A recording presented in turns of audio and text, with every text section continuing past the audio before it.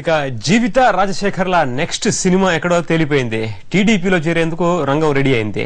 జగన్ ని తిట్టిపోసి ఇప్పటికే అందుకు లైన్ క్లియర్ చేసుకున్న జీవిత రాజశేఖర్లకి ఇవాళ చంద్రబాబుతో టెలిఫోన్ లైన్ కలిసింది. ఇక ఆ పార్టీలో చేరడమే ఆలస్యం. మొన్నటి వరకు కాంగ్రెస్, నిన్నటి దాకా జగన్ పార్టీ, ఇప్పుడు టీడీపీ. ఇంతలోనే ఇన్ని మార్పులు ఎందుకు? సైకిల్ ఎక్కడం వెనుక అసలు స్టోరీ ఏమిటి?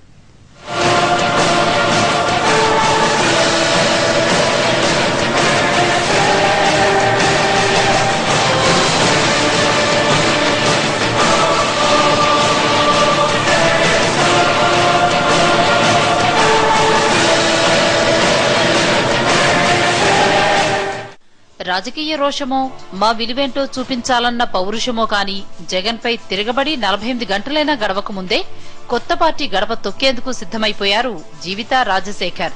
టీడీపీ అధినేత చంద్రబాబుతో మాట్లాడి ఆ పార్టీలో చేరేందుకు అంతా రెడీ చేసుకున్నారు. దాదాపు 20 ఏళ్ల క్రితం టీడీపీతో మొదలైన రాజకీయ అనుబంధం మళ్లీ ఆ పార్టీకి చేరువ చేసినట్టు పైకి కనిపిస్తున్నా దీని వెనుక పెద్ద ఈక్వేషనే ఉందనిపిస్తోంది.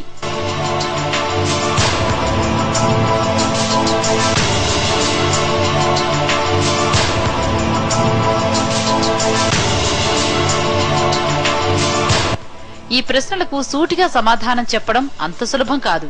4-5 ఏళ్లుగా కరడుగట్టిన వైఎస్ అభిమానులుగా పాపులర్ అయ్యారు జీవిత రాజశేఖర్. చిరు రాజకీయాల్లోకి వస్తున్నారని తెలిసినప్పటి నుంచి వీళ్ళిద్దరికీ డిమాండ్ పెరిగిపోయింది. బ్లడ్ బ్యాంక్ మొదలు రాజకీయాల వరకు అన్నింటిలోనూ చిరుతో ఢీకొట్టారు జీవిత రాజశేఖర్. వైఎస్ తరువాత జగన్ వైపు వెళ్లినా తగిన గౌరవం దక్కలేదంటూ రివర్స్ గేరేశారు. ఇప్పుడు పార్టీ మారిపోతున్నారు.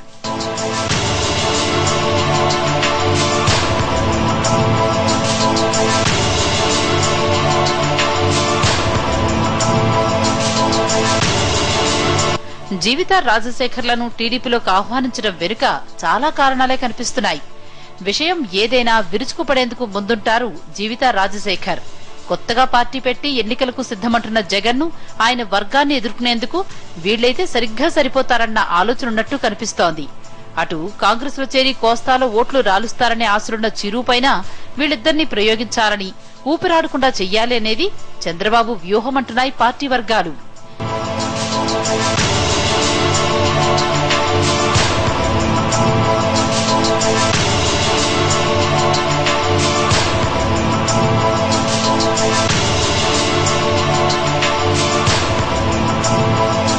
జగన్ పార్టీ పెట్టినప్పటి నుంచి టీడీపీ చేస్తున్న ఎదురు దాడి అవినీతి.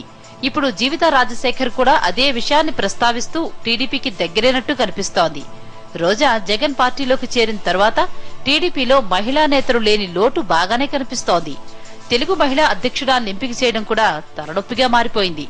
అందుకే ఇప్పుడు జీవిత రాజశేఖర్ వస్తే ఇటు పార్టీ అవసరాలతో పాటు ప్రత్యర్థులకి సమాధానం చెప్పడానికి కూడా వీలవుతుందని చంద్రబాబు భావిస్తున్నారంటున్నాయి పార్టీ వర్గాలు.